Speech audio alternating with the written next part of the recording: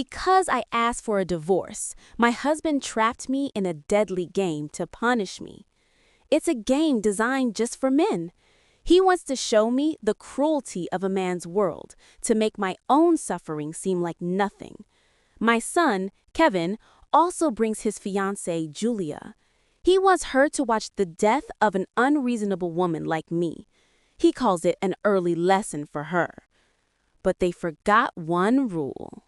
Thank you for clicking on another hand-picked story from The Fallen Heiress. You must have great taste. Get ready, because the story is about to begin. I do a final check of the documents for court tomorrow, then lie down in bed. I think to myself that 25 years of this nightmare are finally over. But suddenly, the world spins. When I open my eyes, I am in a huge, abandoned factory. The air smells of rust. A pale, white light flickers overhead. Many people are standing around, and they are all men. My husband Leo stands with his arms crossed, looking around. My son Kevin looks unusually excited. He rubs his hands together, his eyes shining. He points to a man in the middle of a crowd and tells his dad, "Look over there! The master player Wyatt is here too. I've always wanted to meet him." A young woman stands beside my son, trembling. She is his fiancée, Julia. Before I can ask what is happening, a cold, robotic voice echoes through the factory.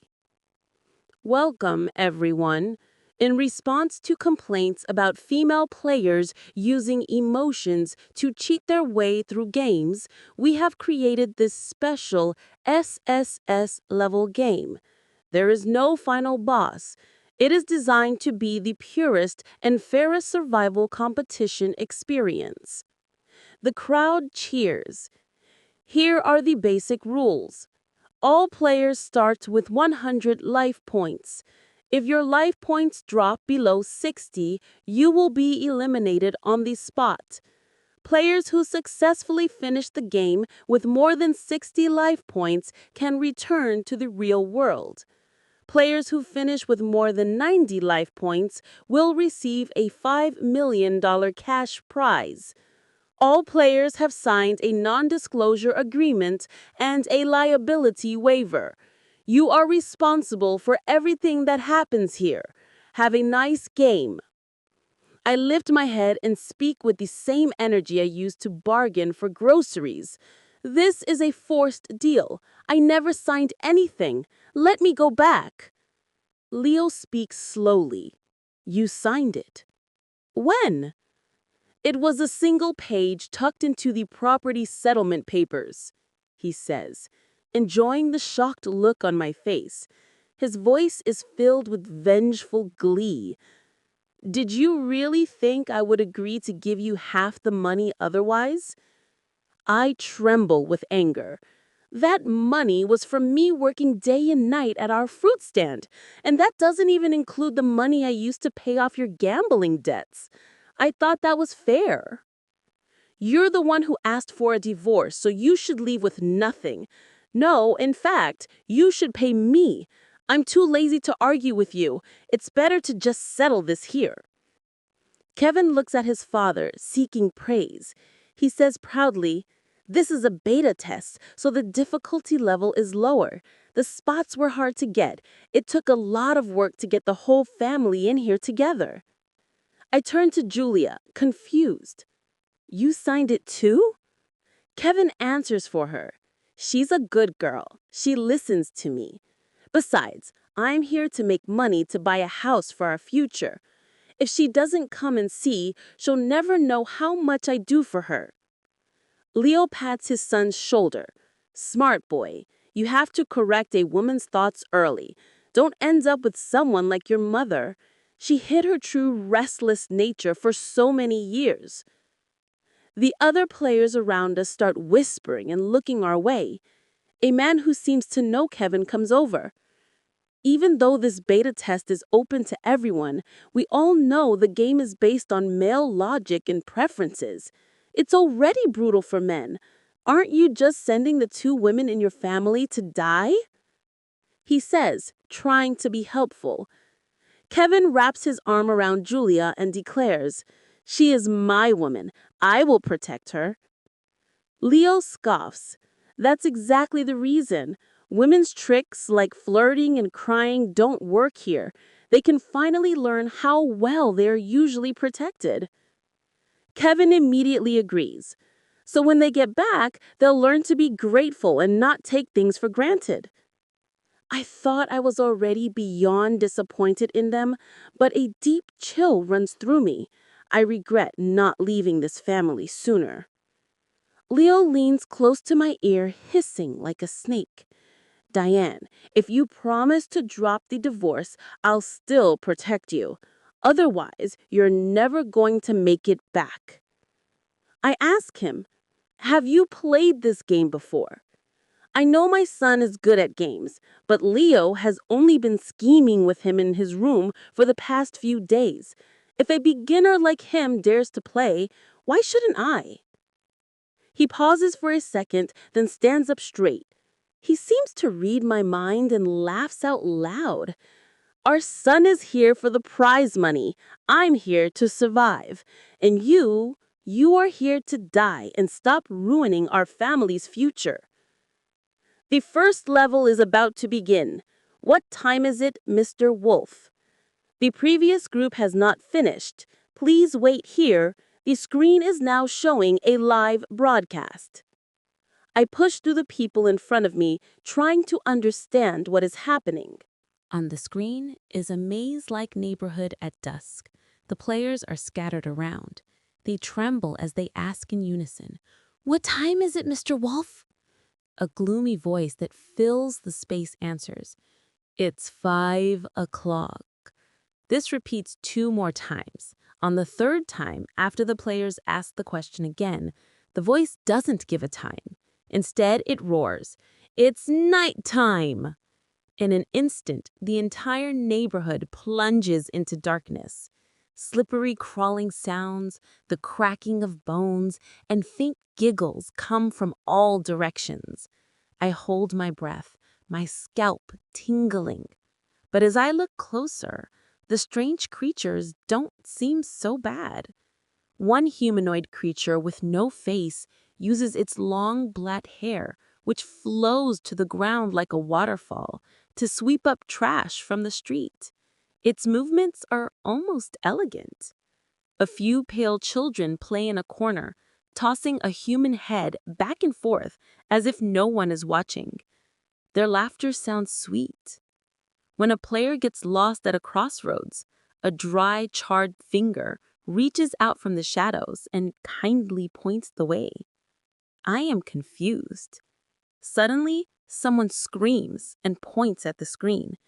A creature that was slowly slithering by itself suddenly extends its sharp claws and tears open a passing player's chest. Guts and blood spill everywhere, then screams echo from all over. The voice announces, "It's morning." A blinding white light flashes, and all the creatures disappear. The street is quiet again, leaving only fresh bloodstains and severed limbs. This cycle repeats a few times. After a few rounds, more than half of the players on the screen are dead. Behind us, the factory's large metal door slowly opens. The robotic voice tells us to walk down a corridor. At the end of the hall is a brightly lit, enormous dressing area. I finally realized that the players on the screen were wearing all kinds of different clothes, not the plain gray sweatpants and t-shirts that we are all wearing. Countless racks hold all sorts of outfits, from heavy armor to light, silky dresses. What is this? Isn't this like one of those fashion games my girlfriend plays? Why is this in a game for men? What a waste of time, a player mutters with disgust. Rules and reminders. Players must choose one outfit to wear into the neighborhood. Note, your choice of clothing is directly related to your chances of survival. Please choose carefully. As soon as the voice finishes, the players who were just complaining rush to the racks and start frantically picking out clothes. There must be a pattern. There has to be a pattern, someone analyzes out loud. Think about what the survivors were wearing. We should choose the same type of clothes. Everyone starts debating, but after a while, they realized with frustration that there is no pattern to what the survivors wore. The colors, materials, and styles seemed completely random. And someone adds quietly, wasn't one of the survivors just wearing the default gray outfit? The crowd falls into chaos again. In the middle of the noise, Julia stands next to Kevin, looking lost. Then she looks across the room and meets my eyes. It only takes a second for us to see the same thoughts in each other's eyes, a bitter mix of absurdity and understanding. We walk toward different clothing racks. I am pushed and shoved by the crowd. I stumble and fall to the floor. A few pieces of clothing that others have tossed aside are lying next to me. I pick up a pink top and a pair of beige pants. These will do, I think. I haven't worn pink in many years. The last time I wore pink was when my son was in kindergarten. He hugged my leg that day and called me his princess mommy in his little voice. But 10 years later, that same person stood with his father and laughed at me for trying on a pink jacket. He asked me why I was so old and ugly, yet still dressed so disgustingly. Old and ugly. I had to take care of my son, who was born premature and weak, while also running the fruit stand. I looked 10 years older than other women my age. One time, Leo came home from a card game and found the fruit stand closed. He came home to find me. I was passed out with a high fever. He flew into a rage, screaming that I was losing us business. He woke me by kicking me. That time, I finally gathered the courage to ask for a divorce. Leo shut me down with one sentence: wait until the kid goes to college. He was right. I was so tired and miserable that I had forgotten about that. I couldn't affect my son's future. After Kevin finished college, I mentioned the divorce to him. His eyes grew wide. Mom, I don't even have a girlfriend yet. It's harder for guys from single-parent families. Don't be so selfish. He had a point. I was being selfish. Finally, this year, my son brought home his girlfriend and they soon started talking about marriage. I planned to wait until they were officially married next year, but it seems times have changed. I saw a woman on TV, even older than me, holding a microphone and talking about her divorce. The audience cheered for her. It wasn't something to be ashamed of anymore. People would cheer for someone's true happiness. In that moment, I felt a fire in my veins. I looked at Julia, who was also crying in front of the TV, and I thought she would understand. I decided right then that I wouldn't wait any longer. My husband and son took turns yelling at me. They thought I was crazy, making a fuss at my age. But this time, my mind was made up. Nothing could stop me. I just never thought they would pretend to agree only to bring me here to die. After changing, I wait alone at the entrance. Julia has also changed into a blue dress and is waiting by Kevin's side. A player walks up to Leo and Kevin and laughs loudly. See, women are all the same. They treat this like a shopping trip, just picking whatever they like. Leo smirks and glances at me. If she wants to die in that, let her die. Right before the countdown starts, many players grab whatever clothes fit their idea of the pattern and quickly put them on. Leo wears a camouflage outfit. Kevin, however, waits, his eyes fixed at the master player, Wyatt. As everyone watches, Wyatt surprisingly chooses a blue dress. The crowd erupts, but there is no time to think. Many people rush back to the racks, but there are no more items like it.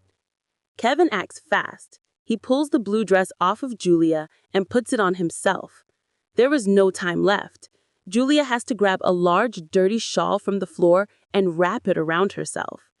With flashing red lights and the screech of metal, the gate to the neighborhood opens. Survive 5 nights, and you will advance to the next level. The bloodstains on the ground have been cleaned up, leaving no trace of the horror from before. Having seen what happened to the last group, no one takes this level lightly. "What time is it, Mr. Wolf?"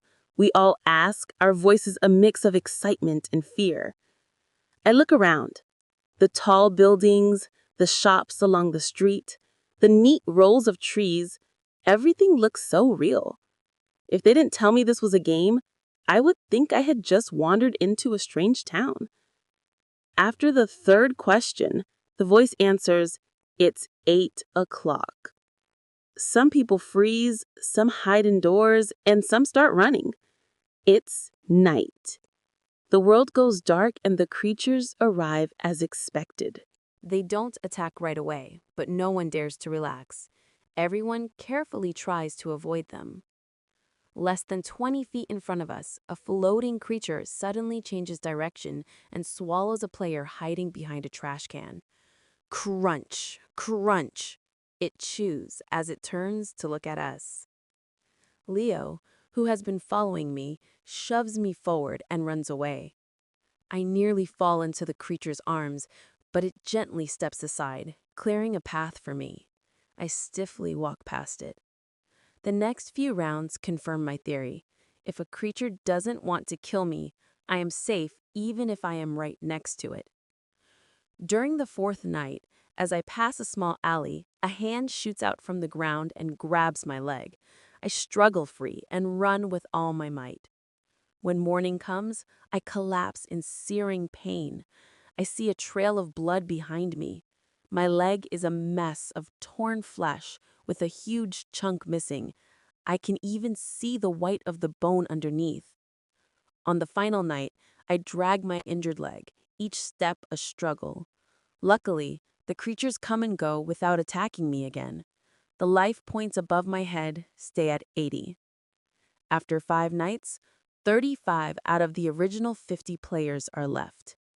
With injuries of all kinds, we check each other's life points while catching our breath. Leo has 95, Kevin has 70, Julia has 90. Wow, that was easy. $5 million, here I come. I knew I was a genius. Leo is overjoyed, practically jumping up and down. He comes over to me and says, "I told you not to underestimate an old man." Kevin is missing an arm. With his other hand, he grabs Julia's shoulder and says viciously, "It's all your fault. I wouldn't have gotten hurt if I wasn't protecting you." Julia looks hurt. But that creature was coming for you." "Nonsense. Wyatt is wearing the same outfit as me, and he's at full health.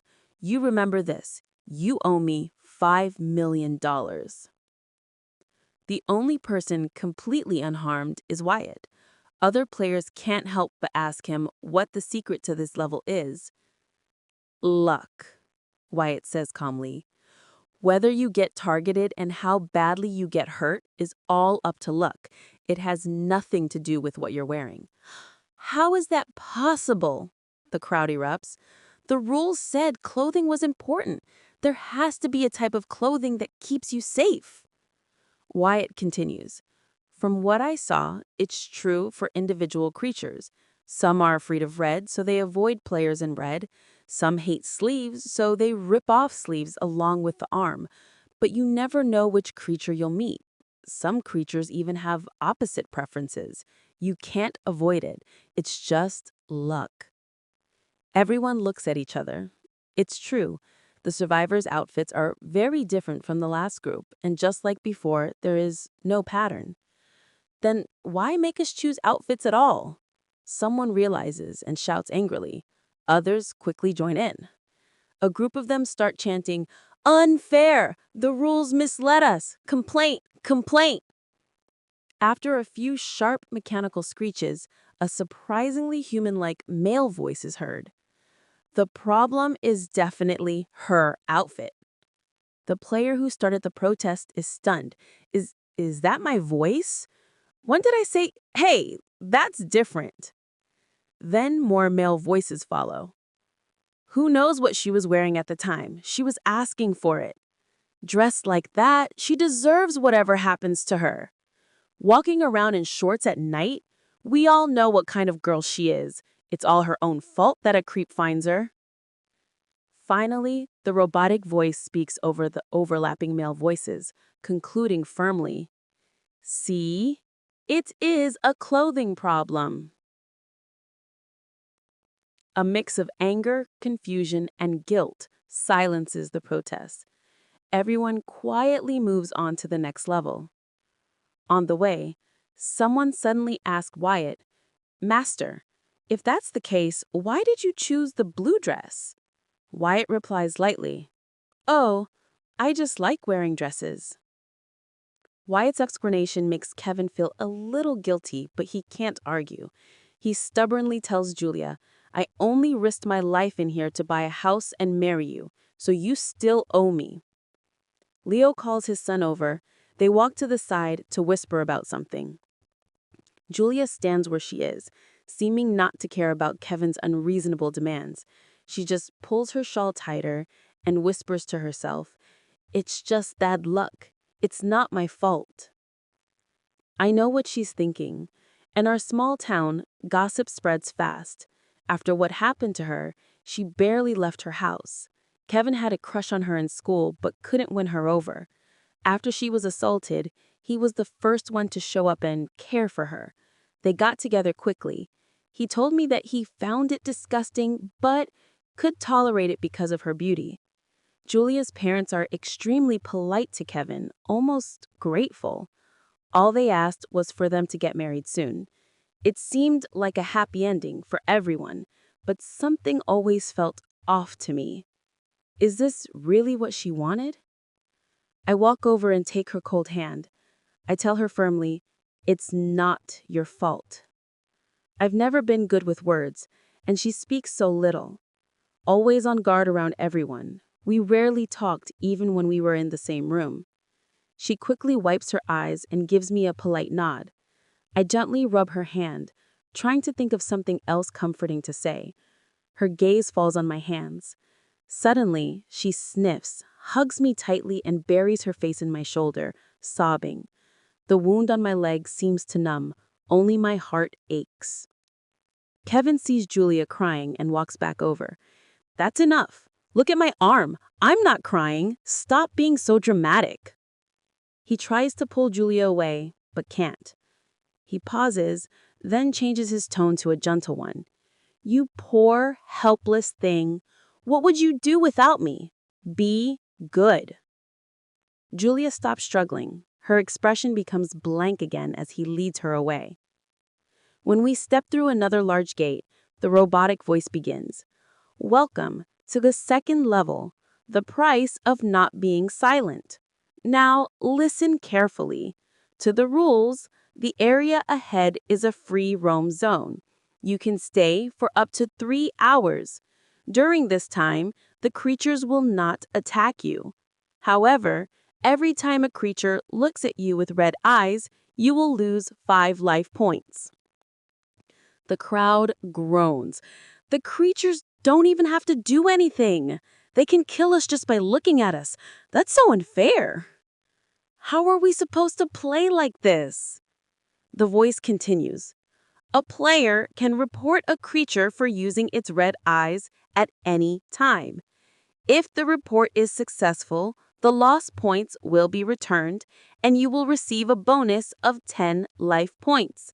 This can be stacked without limit. If the report is false, you will lose 20 life points as a penalty for a false accusation. Life points will be calculated at the end of the round, so players with less than 60 points can continue to play until the end." Everyone takes a moment to process this and then cheers. This means they can't die in this level. As long as they keep going, there's a chance to make a bounce back. Not only that, if they play well, they could stack up hundreds of life points and cruise through the rest of the game. Kevin is ecstatic. He shakes Julia's hand. "I still have a chance at the prize money. I knew it." Leo is happy too. "Now we might be able to get $10 million between the two of us." The area ahead is divided into several connected sections that look like a bustling city: an amusement park, a hotel, a school campus, and a shopping mall. Unlike the last level, the creatures here all look the same. They are solid black, like hardened ink. Below their large foreheads are a pair of blue eyes that blink occasionally. Each creature has a white number branded on its chest. They wander around quietly, like normal residents. Knowing that the creatures in this level won't physically harm them, everyone seems much more relaxed. Many players are eager to start, watching every creature they pass, afraid to miss a chance to earn life points. I walk alone for a while, but my leg hurts too much, so I find a bench to rest. Just then, a creature with the number 131 stops in front of me. I look up and meet its eyes. They are blood red. My heart sinks. I immediately raise my hand. The next second, a pale blue face appears in front of me. It's just a face, floating in the air like a piece of paper. You are reporting creature number 131, correct? Yes. The face turns to creature 131. Did you use your red eyes on player Diane? Creature number 131's eyes are now blue again.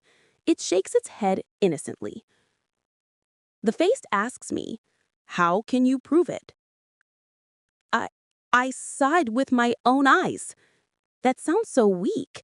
As I fall into a desperate silence, a voice comes from behind me. "I can prove it." My heart sinks again. I turn to look. Leo walks over and says to the floating face with confidence, "I was right here.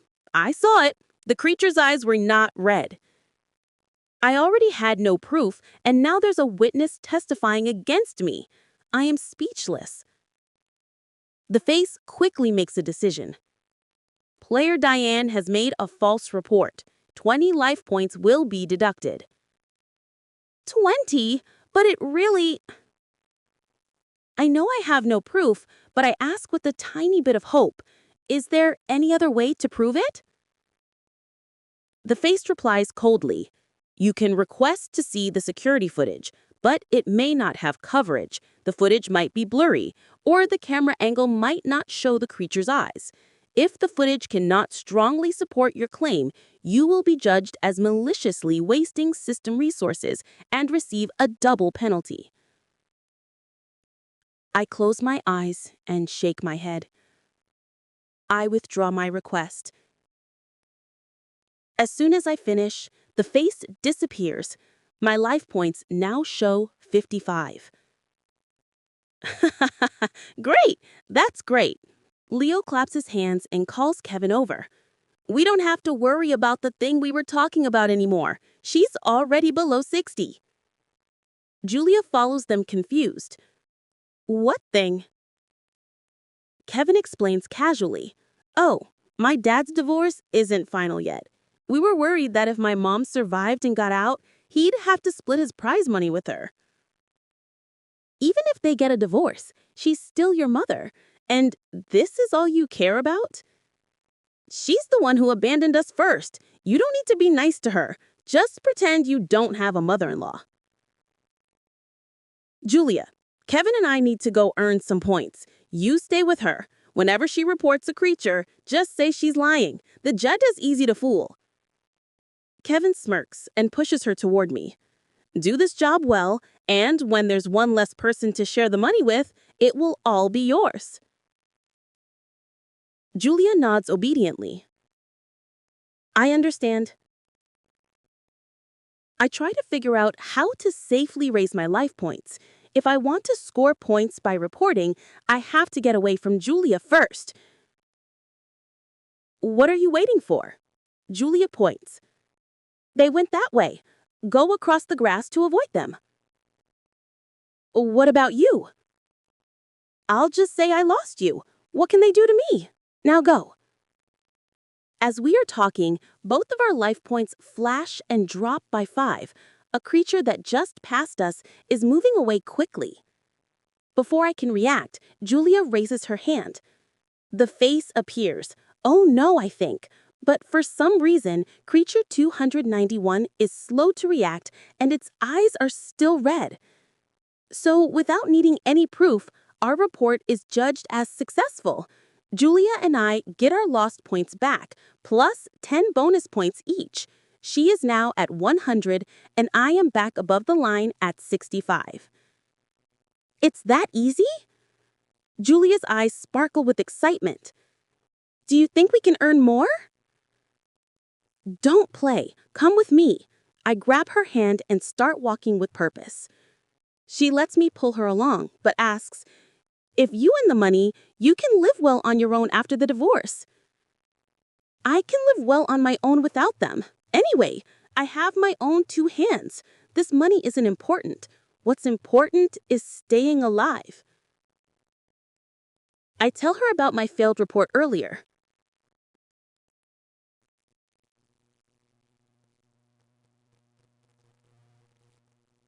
The creature's eyes change color in an instant. If they want to, they can change back before you even raise your hand. The power is not in our hands. She thinks for a moment and agrees with me. So we stick to quiet paths and rush forward. But even so, it isn't long before my life points drop to 60. Julia stops and looks at my life points. Let's earn a few points and then keep running, she suggests. Silly girl, do you think we can win with these rules? Right now, we still have a small chance to survive, but... I got it! Her eyes shine with a light I've never seen before. Then let's take that chance. She takes off her dirty shawl, grips the 2 corners tightly, and flings it over her shoulder like a general ready for battle. She turns her head, lifts her chin, and gestures to me. Come on. I hesitate for a moment, but then I duck behind her, grab the shawl, and place my hands on her waist. The shawl and her back create a small, safe space around me. Be careful, I say, my heart pounding. Let's go. I stay close behind her as we run. I can't see the path. I just follow her as she moves forward and turns. I can feel the rise and fall of her breath, the tension in her muscles. This seemingly fragile young woman has so much strength inside her. Is this all we can do? Just take the damage? I hate this, she says between breaths. I guess her life points have dropped again. You have to tell me if your life points drop to 80, I say quickly. She needs to save some points for the later levels. She can't waste them all on me. So far, my life points haven't changed, which means this method works. If we can't both survive, at least I can protect her the same way. She is so young and has already had enough bad luck. She deserves to enjoy her life, not die here for no reason. I know for sure that she can't count on Kevin.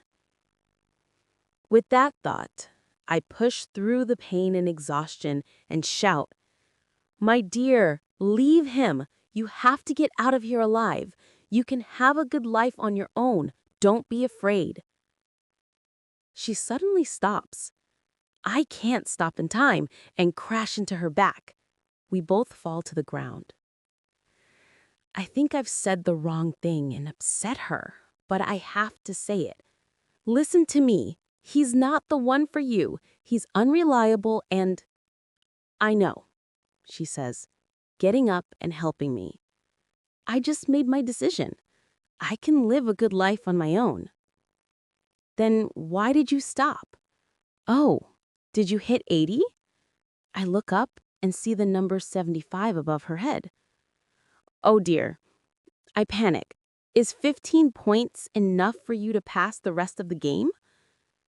I frantically try to pull the shawl off and cover her, but she grabs my hand, laughing and crying. She points to the side. I look and I see a sign that says, Exit. We are out. We are both alive. It only took us 40 minutes. We're the first ones out. Whew. For the next 2 hours, we watched the live broadcast from the waiting area. People start trickling out, but most of them stay until the very end. Some players look like crazed gamblers, greedily staring at every creature, hoping for a flash of red eyes. They look more terrifying than the creatures. Leo and Kevin split up. When they meet again, Leo's life points are down to 60. He is really scared now and just wants to survive. I just saw how your mom and Julia got out. Let's do that and get out of here with our points. He explains our method to his son. But Kevin is on a lucky streak, successfully reporting several creatures in a row. His life points have shot up to 90. He thinks for a moment, fine, as long as we can both get the 5 million, that works. Dad, give me your jacket and run in front. What? I only have 60 points left. I could die any second. You run in front. Why should I? I'm the one making the prize money and have to be your human shield too? You wish. You ungrateful son. I raised you for nothing. What are you yelling about? All you did was shoot a load. What have you ever done for this family? Why don't you act like a father now, and maybe I'll get you a nicer grave? You... Leo clutches his chest, shaking with rage. Kevin storms off. Leo has no choice but to take off his jacket, cover himself, and slowly crawl toward the exit. Without anyone to guide him, he keeps bumping into things and has to feel his way along the wall. In the end, he manages to escape with his 60 life points intact. The second level ends. Everyone has made it through the exit. Their life points range from 105 to minus 285. Wyatt still has the highest points. I'm surprised to see that he came out shortly after Julia and I did. He played well, but didn't stick around to gamble. Kevin, on the other hand, played for a long time after leaving his dad. His life points went up and down.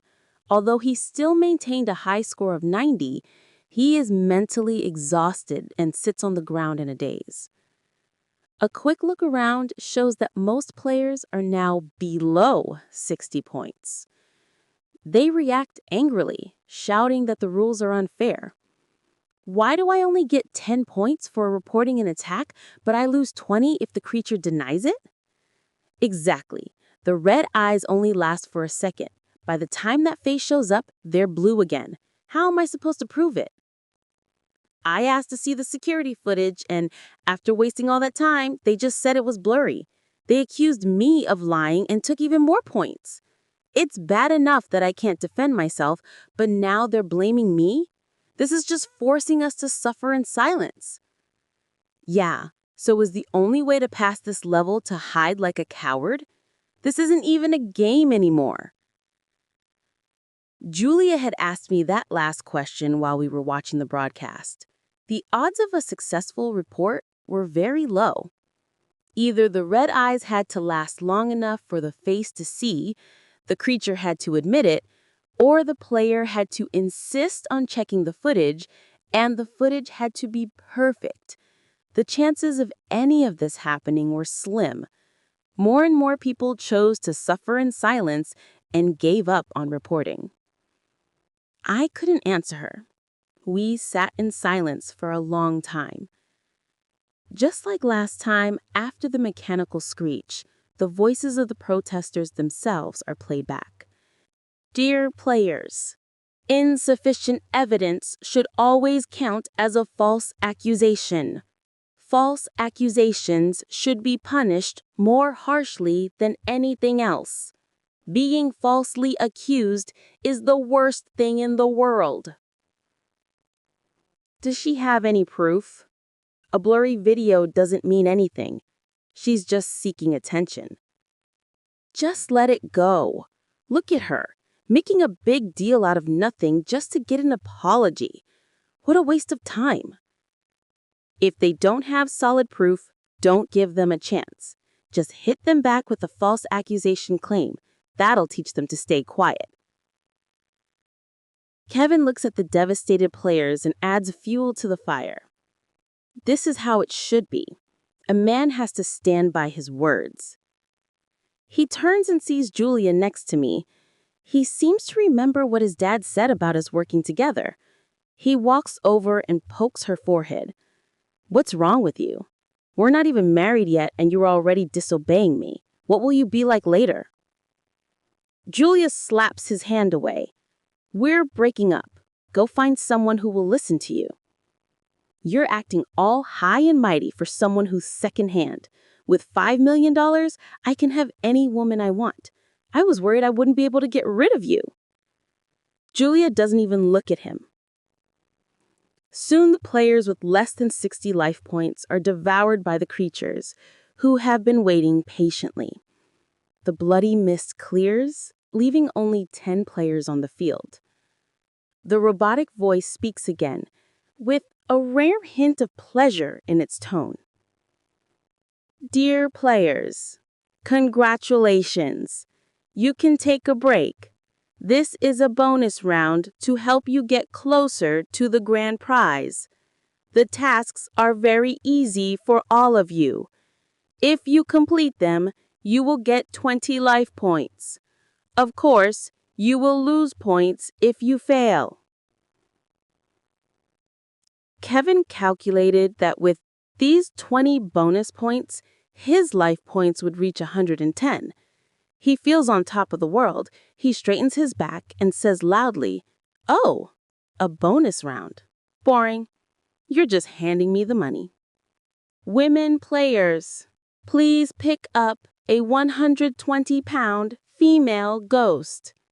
Male players, please kill a panther with your bare hands." Kevin's wide smile freezes on his face. The other male players also think they've misheard. After a few seconds of silence, they erupt in curses and protests. "Are these tasks on the same level?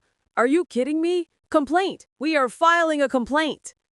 The system replies, "Based on the data we've collected, you generally believe killing a wild animal is easy, while a 120-pound woman is too heavy and not being able to lift her is normal. So, technically, the male player's task is easier. Therefore, we apologize to the female players, but this is a game designed for men after all." Then, the system displays their past online comments on the screen. "A grizzly bear is nothing. It's no match for me. Let me put it this way. If a grown man has killing intent, not even a killer whale stands a chance.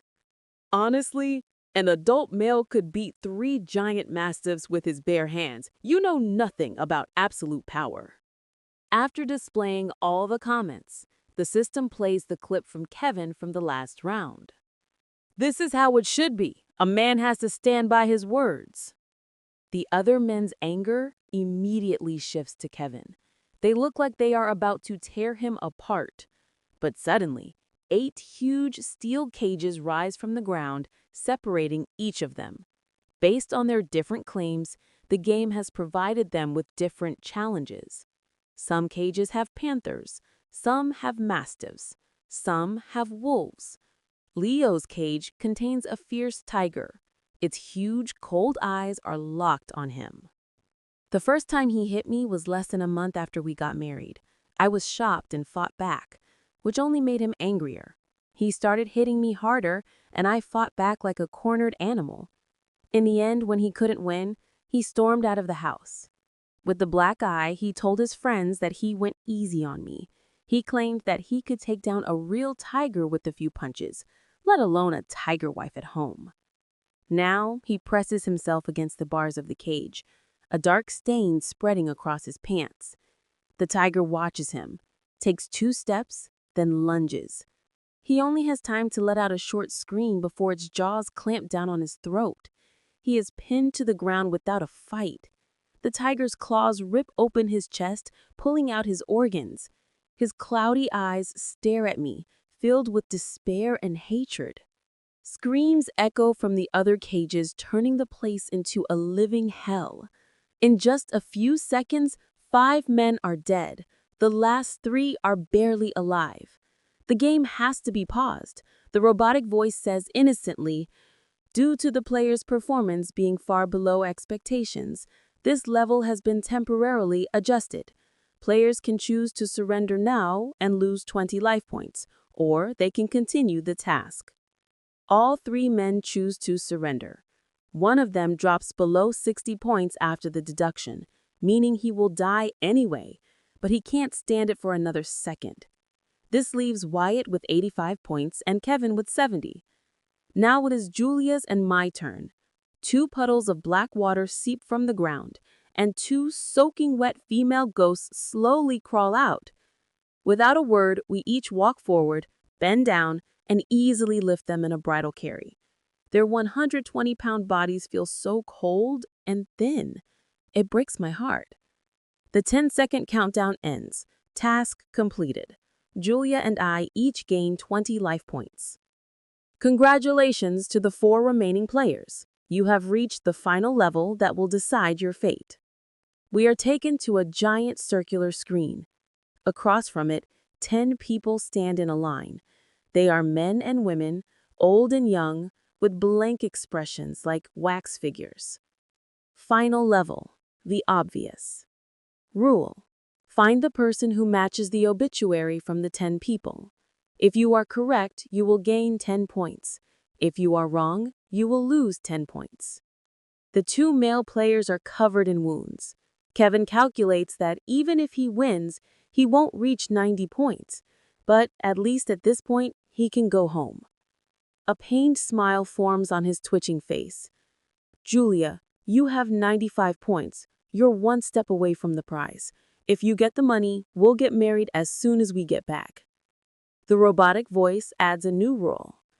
Please note, the target is a famous doctor. Finding the correct person will heal all injuries from previous levels. If you are wrong, the injuries will remain. Kevin's face changes. He looks at his severed arm and the gruesome wounds covering his body. What does that mean? I might have to take these injuries back to the real world? No way! The system ignores him. 10 obituaries appear side by side on the screen. A golden frame jumps between them, finally stopping on one in the middle. We have to find the person who matches this obituary. There are no photos, only text. Obituary for Master Avery Jenkins. Our country's distinguished medical scientist, medical educator, senior academician, and tenured professor at a top university, the internationally renowned Master Avery Jenkins, passed away in the capital city on X date of X month of year X year after failing to respond to treatment. Below are more details about Master Avery Jenkins' hometown, education, and major achievements. Wyatt silently looks at each of the 10 people, then back at the obituary, studying every word. Kevin mutters to himself, "First, rule out the women, the young ones, the ones who don't look smart enough. He's from the South." He finally focuses on number 8, an elderly man with golden glasses who looks very scholarly. "Number 8. Julia, we choose number 8, he says, walking over and taking her hand. "This way my body can heal and you can get the prize money. It's a win-win." Julia pulls her hand away and walks to the side. "You bitch," he spits, then turns his hopes to me. "Mom, listen to me. Choose number 8. You have 80 life points now. With 10 more, we can both get the prize money. I'm your only son. All your hopes are on me." "My hopes are on you. Have you forgotten how I got here? That bastard was the one who turned us against each other, and now he's gotten what he deserved. Mom, I've always been on your side. Just remember, choose number 8. We can talk about how to split the money when we get back." The robotic voice urges us. The 30-second countdown is beginning. Please note that only the first player to choose the correct answer will successfully complete the task. The first one to choose correctly. Kevin shoves me aside. He drags his mangled body forward like a mad dog and slams the button for number 8. Ha ha! Too late? You're all too late. I might not get the money, but neither will you. Diane, Julia, I see you both for who you really are today. Don't expect me to forgive you when we get back. I don't have a mother anymore, and I don't have a wife. Wyatt passes him and presses the button for number 9, a small, thin old man who stands tall with bright, sharp eyes. Kevin whips his head around to compare number 9 with the obituary and starts to panic. Oh yeah, Southern people don't have to be tall. Oh no, it can't be. Julia walks over to me and asks quietly, Diane, which one are you choosing? Number 2. Number 2 is the only woman among the 10 people. She nods. I think so too. They are all accomplished people, but in the other obituaries, they are called professor, expert, or doctor. Only number 2 is called master. We walk over to the old woman. She has a full head of silver hair, a kind face, and eyes that shine with wisdom and strength. We put our hands together, and on the count of 3, we press the button together. Kevin bursts out laughing. Wyatt shakes his head and chuckles. Women really can't handle pressure. Have you gone crazy? When it comes to logic, women still have a long way to go. A beep sounds, and the robotic voice announces, all players have made their selections. The correct answer is... Kevin and Wyatt look at each other. They are nervous, but they share a silent understanding. They are both sure that the winner will be one of them. Number 2. Congratulations to player Diane and player Julia. Task completed. My life points jumped to 90 and Julia's jumped to 105. The woman, Dr. Avery Jenkins, places her hand on our foreheads. All our injuries heal instantly, and a feeling of peace washes over us. Kevin loses 10 points, dropping them to 60 and 75 respectively. They are shocked. They point at the obituary and shout, "How is that possible? It's written right here in black and white, Master Avery Jenkins. It says Master. You have to give us a reasonable explanation." As if prepared, the screen immediately displays their past comments. Being called Master is the highest praise for a woman. Those who complain about that title are just uncultured failures. They aren't even worthy of being called Master. Kevin stares blankly at the screen and slowly collapses. Wyatt slams his fist on the ground, bows his head, and begins to sob. Kevin returns to the real world with his injuries. He moans in pain day and night. With no one to care for him, he dies within a week. As for the legendary player Wyatt, I heard he spent a lot of money to recover, but he never appeared in the game world again. Julia and I took our $5 million and moved to a city by the ocean to start a new life. As winners of the prize money, we were invited to write a review on the game's website. The view outside the large window is beautiful. Julia puts down her coffee, smiles, and types on the keyboard. Excellent game. It felt familiar, yet like nothing else. 5 stars. Then she looks up at me. Diane, what are you going to write? I can type it for you. I am standing in front of the mirror, admiring the pink dress Julia bought for me. Looking at my reflection, I smile from the heart. I sincerely recommend this to every male player. This is a game that truly understands men. The end. You made it all the way here. You must be amazing. You get a star. If you would like to hear more stories, make sure to let YouTube know by subscribing. I loved this story because it's so satisfying to see people have their own words used against them. Plus, I didn't see the twist coming at all.